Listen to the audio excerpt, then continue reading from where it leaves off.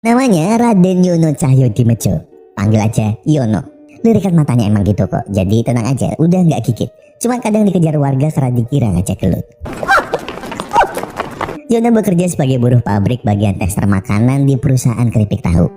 Ia termasuk karyawan teladan yang hidupnya serba gitu-gitu aja. Gimana enggak? Hidupnya serba terjadwal. Bangun pagi, siap-siap ke kantor dan berangkat tepat waktu. Yono nggak pernah lupa mampir drive-thru McD buat sarapan, karena itu makanan favoritnya seumur hidup. Di kantornya ya gitu-gitu aja, dan kalau udah jam 5 sore langsung hilang dari meja. Malamnya nonton TV sampai ketiduran. Udah gitu aja. Itu kegiatan mas-mas jomblo umur 45 tahun. Ingat, 45 tahun. Tapi kepolosan Yono sering menjadi bumerang untuk dirinya sendiri. Ia sering dibohongi produser acara TV untuk menjadi narasumber pro kontra masalah makanan ringan yang bahaya untuk kesehatan. Ia dipaksa membaca skrip yang sudah diatur media untuk mengatakan jika makanan ringan itu berbahaya. Tentu saja hal itu menjadi masalah besar bagi jajaran direksi perusahaan, karena Yono merusak brand mereka sendiri. Di dalam rapat itu mereka mempertimbangkan, karena Yono adalah aset perusahaan, sekaligus orang yang sangat berjasa dalam pembuatan ide produk keripik tahu mereka yang kini viral. Jika Yono keluar, pasti akan langsung dicomot perusahaan saingan mereka. Tapi Presiden Direktur Cho punya ide lain. Ia segera menemui Yono untuk memberinya cuti sementara. Alasannya agar Yono bisa istirahat cukup dan memperbaiki kesehatannya. Yono akan diminta masuk lagi saat pembuatan produk baru. Mendengar keputusan itu, Yono cuma bisa nurut kata bos Cho. Sebelum menikmati cuti yang makin membosankan, tiba-tiba kakak Yono pulang setelah sekian lama. Namanya Mat Codet. Codet adalah preman jalanan yang sering keluar masuk penjara. Sehari-hari kegiatannya hanya mabuk dan berurusan sama polisi. Sekalinya pulang ke rumah, dia cuma minta separuh gaji Yono tiap bulan buat main judi. Saking polosnya, Yono selalu dibego-begoin Codet buat jadi rekening berjalan seumur hidup. Walau begitu, Yono menganggap Codet adalah kakak yang baik, sekaligus pahlawan untuknya. Karena waktu kecil, Yono selalu dibully teman-temannya karena dianggap bodoh. Dan Codet selalu membalas semua orang yang suka merundung adiknya itu. Setelah dapat duit dari Yono, besoknya Codet langsung OTW ke klub langganannya. Namun saat lagi asik main judi, tiba-tiba Codet ditelepon mbak-mbak pinjol dan memintanya untuk segera membayar utang karena ia selalu telat bayar. Bukannya langsung diurus, Codet langsung nelpon Yono untuk bantu ngurus tagihan pinjolnya. Dan seperti biasa, dengan polosnya, ya Yono ya aja. Tapi sebelum masuk ke urusan perpinjolan duniawi, saya kenalin dulu mbak-mbak pinjol yang tadi nelpon Codet. Namanya Ilyong, biar lebih gampang panggil aja Yuyun. Yuyun adalah seorang janda yang hidupnya serba irit listrik. Karena setelah ditinggal suaminya yang jahat hilang entah kemana, ia harus merawat putri semata wayangnya sendirian. Namanya Yvonne. Sejak itu, Yvonne selalu melarang ibunya pacaran lagi, karena mereka trauma dengan sosok pria yang sesuka hati menyakiti wanita. Yuyun pun akhirnya lebih fokus untuk menyambung hidup dan mendaftar kerja jadi CS di bagian penagihan pinjol. Apapun ia kerjakan dengan senang hati demi menyekolahkan anaknya. Jadi, pagi itu akhirnya Yono datang ke kantor pinjol untuk melunasi hutang kakaknya. Di sanalah pertama kalinya Yuyun melihat tingkah lucu Yono. Ia terlihat sedang menghibur anak kecil sedang menemani ayahnya bayar utang. Namun hal itu justru buat Yuyun tersenyum lebar. Kini giliran Yono bayar tagihan. Namun ketika ia sedang mengisi formulir bayaran, Yuyun tersadar. Bagaimana bisa pria sepolos ini bermasalah dengan hutang? Bahkan uang kembalian 500 perak saja Yono minta karena buat bayar parkir. Namun saat Yuyun mau ngasih kembalian ke Yono, tiba-tiba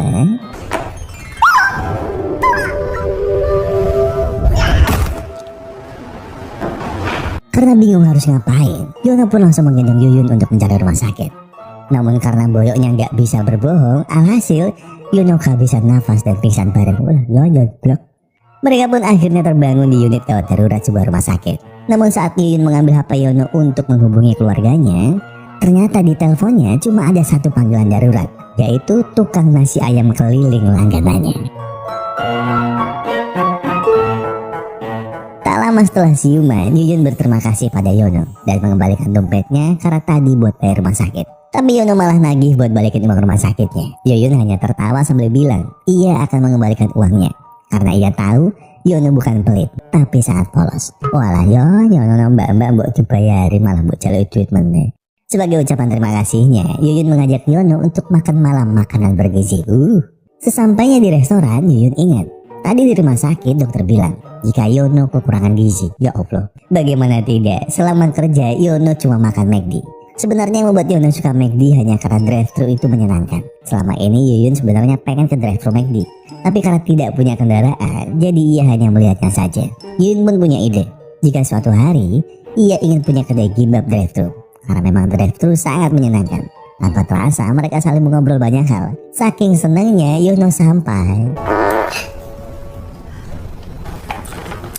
Ya Allah ya aja, polos karo kemprok ya. Keesokan harinya Yono kontrol lagi ke dokter, dan dokter menyarankan jika ia harus berhenti mengkonsumsi junk food. Ia pun diberi resep obat, namun Yono harus konsumsi makanan sehat mulai sekarang. Mak Codet yang mendengar adiknya sakit, ia pun tiba-tiba sok perhatian. Tapi hanya karena ia ingin memastikan Yono tetap sehat, jangan sampai keluar kerja, biar uang judinya mengalir terus. Yono pun akhirnya menembus obatnya di apotek, sambil sedikit bercanda sama apotekernya. 밥을 일부러 먹게 하기 위해서 그런 건가요? 밥이 보약이니까? 밥은 먹어야죠. 그 약하고 이 약하고 똑같은 건가요? 저 새끼 저거 약 팔고 있네 그렇게. 그 약이. Tak lama kemudian Yono menelpon Yuyun dan masih menagih lagi uang rumah sakit yang kemarin. Tapi Yuyun bilang akan membayarnya langsung sambil minta dijemput di kantornya.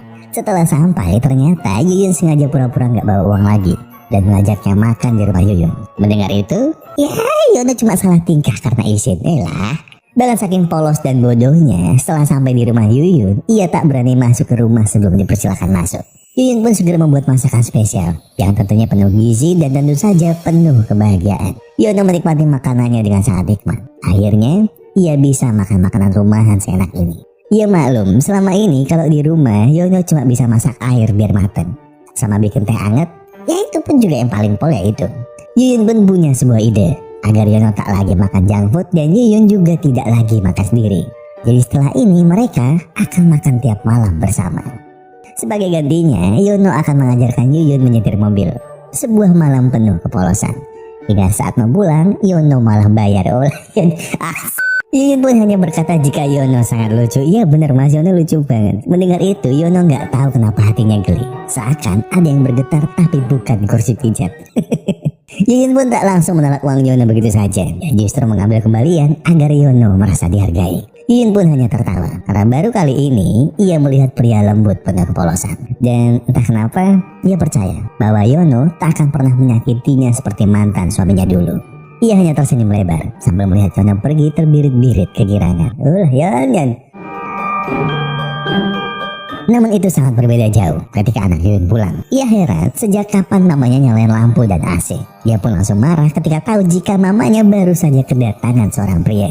Walaupun sudah lebih dari 5 tahun ia dan ibunya mengalami perlakuan buruk dari mantan ayahnya, Iwon masih saja sangat trauma pada laki-laki dan menganggap semua pria itu jahat. Tapi hal itu tak mengubah kebahagiaannya Yuyun mengenal pria seperti Yono.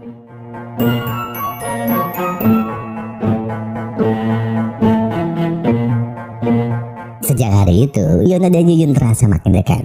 Dalam tawa mereka, tersimpan kekaguman satu sama lain di hatinya. Tiap hari mereka habiskan dengan selip kol dan pakai filter lucu.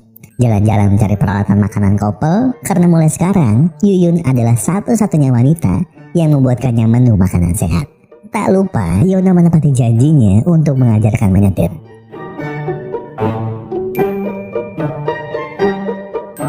Saat latihan, Yono memberitahu jika lampu hazard mobil bisa berarti terima kasih dan minta maaf sesuai kebutuhan. Yuyun pun menirukan bagaimana lampu hazard berkedip tanda terima kasihnya pada Yono. Dan di penghujung kebersamaan mereka tak pernah lepas dari saling bercerita dalam telepon hingga mereka berdua terlelap. Bahkan saat Yono mulai sibuk bekerja lagi, ia minta diajari bagaimana cara mendekati wanita. Yono selalu mencatatnya di buku khusus menaklukkan Yuyun. Bahkan cara untuk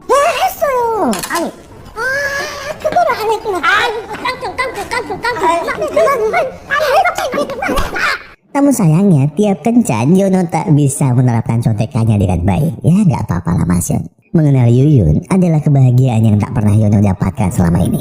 Wanita yang menghapus hidupnya yang membosankan dan terpinggirkan oleh dunia menjadi memori yang bahkan Yono sendiri tak tahu perasaan apa yang membuat jantungnya selalu berdegup dengan kencang. Untuk pertama kalinya di hari Minggu yang seru, sebuah gandengan tangan melengkapi kebahagiaan Yono. Setelah seharian berjalan-jalan di pantai dan makan bersama, mereka mengakhiri hari itu dengan menonton bioskop drive-thru. Yuyun sangat berterima kasih pada Yono karena sudah lama sekali ia tak merasakan jalan-jalan yang seru bersama seseorang. Hingga akhirnya Yuyun sadar bahwa ia harus melakukannya dulu. Namun karena Yono bingung kenapa ada yang berdiri tapi bukan keadilan, Yono pun langsung kabur dari mobil. Tentu saja hal itu membuat Yuyun malu. Tapi apa boleh buat, namanya juga pria pekok yang kurang paham perdongkrakan duniawi. Yono pun hanya minta maaf dengan kedipan seperti lampu hazard mobil. Dan malam itu pun ditutup dengan waku. Oh lah ya. Sayangnya kebahagiaan itu tak bertahan lama karena Mang Codet mengetahui hubungan mereka. Mang Codet pun langsung mencari tahu dan mengajak Yuyun bertemu. Codet berkata, Yuna memang agak kurang sejak ketabrak mobil. Codet menuduh kalau Yuyun hanya memanfaatkan kebodohan adiknya demi uang. Namun Yuyun langsung menampiknya dan berkata justru Codet lah yang memanfaatkan kepolosan Yono selama ini dan mengeruk semua uang yang Yono punya. Mendengar itu Codet sangat marah dan meminta Yuyun untuk meninggalkan Yono karena Yono tak pantas mendapat wanita janda yang tak punya harga diri. Sejak pertemuan itu, Yuyun menjadi sering galau. Melihat keadaan tersebut, bosnya pun memanfaatkan keadaan itu untuk mengajak Yuyun sekedar keluar makan. Tapi ternyata, itu adalah trik klasik Om Gadun mendekati wanita. Merasa perlakuan ini makin aneh, Yuyun pun mengeluarkan rasengan dan terjadilah. Tak ada bedanya dengan kegalauan seorang pria yang ada tepat di depan mata Yono saat ini. Yono lagi nunggu ibunya, kalau cowok ini lagi nunggu anaknya. Iya, itu adalah Yvonne yang lagi galau karena masih gak percaya sama cinta dari seorang pria. Tapi untungnya malam ini nasib Yono lebih mujur karena bisa baikan sama Yuyun. Namun tiba-tiba perut Yono merasa sakit. Tentu saja itu membuat Yuyun khawatir dan menyarankannya untuk keluar dari pekerjaan saja agar tak makan makanan junk food lagi. Yono pun benar-benar mengajukan surat pengunduran diri. Tentu saja hal itu membuat satu kantor heboh karena sangat tak mungkin jika Yono berani keluar dari kantor. Tapi setelah diselidiki, itu karena bujukan dari wanita yang sedang dekat dengan Yono saat ini. Presiden Cho yang mendengar itu langsung turun tangan akan mengatasi ini. Ia akan buat wanita itu jatuh cinta dengan Presiden Cho dan otomatis Yono akan putus dengan wanita itu. Rencana itu diperburuk dengan rencana lain dari Codet yang mengutus seorang wanita cantik yang bernama Nita untuk menggoda Yono agar Yono menjauh dari Yuyun. Namun saat Presiden Cho berusaha mendekati Yuyun dan cewek utusan Codet mengintai Yono untuk didekati, tiba-tiba ternyata Yuyun dan Nita saudaraan. Tentu saja hal itu menggagalkan semua rencana mereka masing-masing. Dan dengan perkenalan yang singkat, Presiden Cho malah suka sama Nita dan mereka berdua pacaran. Sungguh sebuah misi yang berakhir membagongkan. Ya benar, karena hal itu membuat Yono dan Yuyun malah bisa menikmati hari ini dengan indah. Gak cuma sampai di situ, karena anak Yuyun lagi nginep di rumah temennya, jadi rumah Yuyun kosong dan Yuyun minta Yono nginep di rumahnya. Mendengar itu, Yono langsung gelisah dan bergegas pergi ke apotek. Rencananya Yono mau beli pengaman adu penalti. Tapi karena nggak tahu namanya apa, Yono langsung pergi lagi. Oleh Yono, untungnya Yono bisa pulang bawa minuman. Ia belajar dari film-film romantis. Tentu saja hal itu membuat Yuyun ketawa. Karena udah nunggu Yono berjam-jam, ternyata cuma beli marimas. Ya Allah ya. Tapi tiba-tiba Yuyun dapat telepon kalau mantan suaminya ternyata meninggal. Sampainya di rumah duka, Yuyun baru tahu kalau mantan suaminya meninggal karena kepatok ular pas bikin konten YouTube lawan kobra bareng Dede Idun. Di sana juga lah akhirnya anak Yuyun tahu kalau selama ini ibunya punya hubungan sama makhluk astral yang biasanya berkeliaran depan rumah.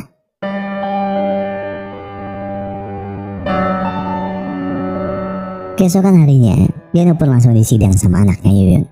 Dia tak mau percaya begitu saja pada pria yang sok polos. Suasana menjadi tak terkendali saat Codet tiba-tiba datang dan menghajar Yono karena masih berhubungan dengan janda gatel. Begitu juga Yuyun yang tak direstui anaknya karena pacaran dengan pria bodoh. Sejak peristiwa itu, mereka berdua berusaha biasa saja. Namun keadaan yang tak pernah mau mengalah. Yuyun akhirnya memutuskan untuk tak menemui Yono lagi demi kebaikan mereka berdua. Bagi Yono, ini adalah pengalaman pertamanya. Namun mengapa semuanya terasa menyakitkan? Hingga kegalauannya di sudut apotik malam itu membawa Yono mengerti bahwa ia harus lebih berani menghadapi perasaannya. Yono bergegas pergi ke rumah Yuyun untuk meminta maaf. Yang Yono bisa lakukan sekarang hanyalah menunggu. Begitupun dengan pacar Yvonne yang datang untuk menembaknya dengan sebuah lagu.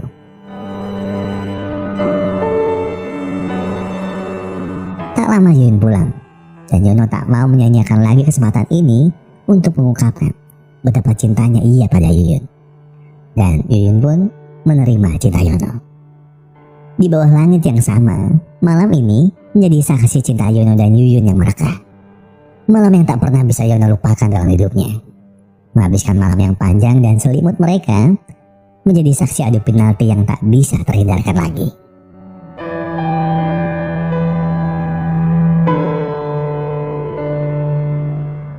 Tapi masalah seakan tak pernah mau berhenti menerpa Yono. Pagi hari sepulang dari rumah Yuyun, Yono sudah disambut Macodet dengan hinaan yang menyebut Yuyun wanita rendahan yang memanfaatkan Yono. Sontak Yono marah dan berkata jika yang memanfaatkannya demi uang sebenarnya adalah Codet dan ibunya. Ternyata selama ini Yono hanya berpura-pura bodoh di depan Codet. Padahal sebenarnya ia masih ingat semuanya. Yono dan Codet sebenarnya beda ibu. Ibu kandung Yono lebih perhatian pada Codet. Hingga suatu pagi Codet akhirnya tahu bahwa ia bukanlah anaknya. Ibu asli Codet adalah wanita dengan banyak pria. Fakta itu membuat Codet menjadi brutal dan hidup di jalanan. Tiap hari, Yono menemani ibunya untuk mencari Codet. Hingga sore itu, truk tiba-tiba melintas dengan kencang, membawa ibunya ke surga hanya demi Codet. Yono berhasil selamat, karena dia ada di pelukan ibunya. Namun karena kejadian itu, Yono menjadi lupa ingatan dan bodoh. Sampai akhirnya, dia dibully teman-temannya setiap hari. Begitulah kurang lebih yang bisa Yono ceritakan pada Yuyun. Namun baru saja mereka baikan, Codet membuat masalah lagi dengan tiba-tiba masuk rumah dan membuat Yvonne ketakutan. Tentu saja hal itu membuat Yono marah. Yuyun yang ketakutan akhirnya mengusir mereka berdua dari rumahnya. Kali ini, di tempat mereka pertama kali menikmati kebersamaannya, di tempat yang sama Yono hanya bisa meminta maaf. Yuyun menerima permintaan maafnya. Namun pada akhirnya, mereka berdua hanyalah rasa yang tepat di waktu dan keadaan yang salah. Yuyun harus mengalah karena tak mendapat restu anaknya. Tak ada lagi kata yang terucap. Hanya terima kasih Yuyun untuk seorang pria yang baik dan polos, tapi telah membuat hidupnya berwarna. Rasa trauma mendalam tak mudah untuk diobati. Dan malam itu, Yuyun harus menyerah dengan keadaan. Dalam diam, sebuah perpisahan tak mampu bisa dihindarkan.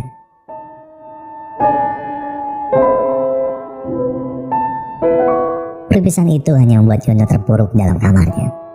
Seakan waktu berhenti berputar di atas kepalanya. Yono pun akhirnya menyerah juga dari pekerjaan dan memutuskan untuk mengundurkan diri. Sejak hari itu, sekuat tenaga Yono berusaha melupakan. Namun cintanya melekat begitu dalam. Hanya rasa sakit dalam pelarian. Dan lampu hazard tak bisa lagi mengungkap simbol maaf dari Yono. Hanya air mata yang menetes dalam kerinduan. Rasa cinta yang tak mampu lagi digapai karena keadaan.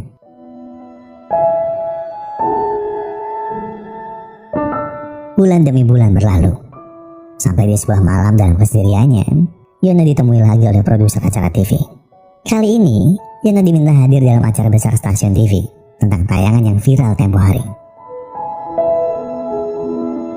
Sekarang, Yono hadir di acara TV paling besar di Korea untuk menjadi narasumber utama debat makanan ringan yang berbahaya atau tidaknya untuk kesehatan.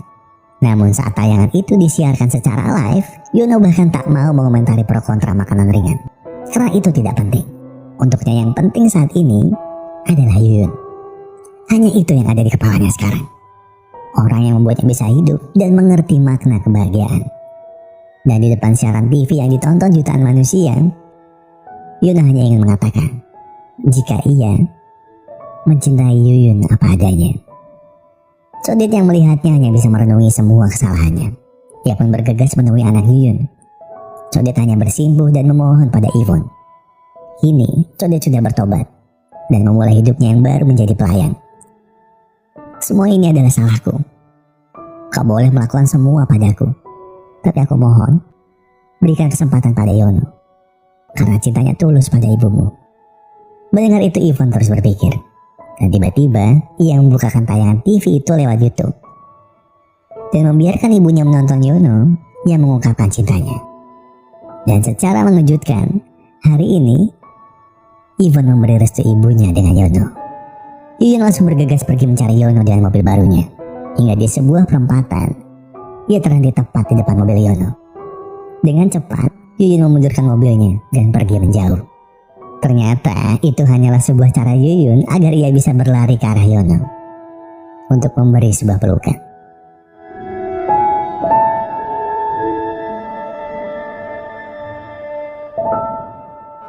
Pada akhirnya, setelah semua badai, Yono dan Yuyun bisa bersatu kembali merajut cintanya. Akhirnya, Yono dan Yuyun hidup bahagia bersama. Kini mereka membangun usaha bersama, yaitu Gimbap Drive-Thru, sebuah menu drive-thru makanan sehat yang menjadi impian mereka saat bertemu. Sudit bekerja jadi pelayan di sana, dan tentu saja Ivan sangat bahagia. Apalagi usaha mereka menjadi sangat laris. Kini, Yono menjadi bos kaya raya berkat usahanya yang sukses dan viral hingga menjadi sultan kuliner paling viral di Korea. Tentu saja dengan usaha makanan sehat.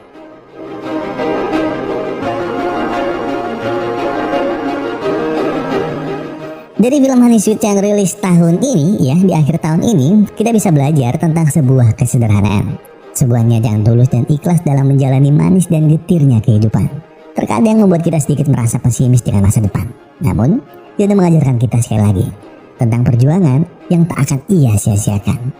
Mungkin sebagian orang melihat kelemahan kita akan selalu menjadi penghalang. Orang seperti Yono sudah selayaknya terbuang oleh kerasnya dunia. Orang yang selalu dianggap bodoh oleh dunia ini belum tentu mereka akan menjadi pecundang dalam hidup.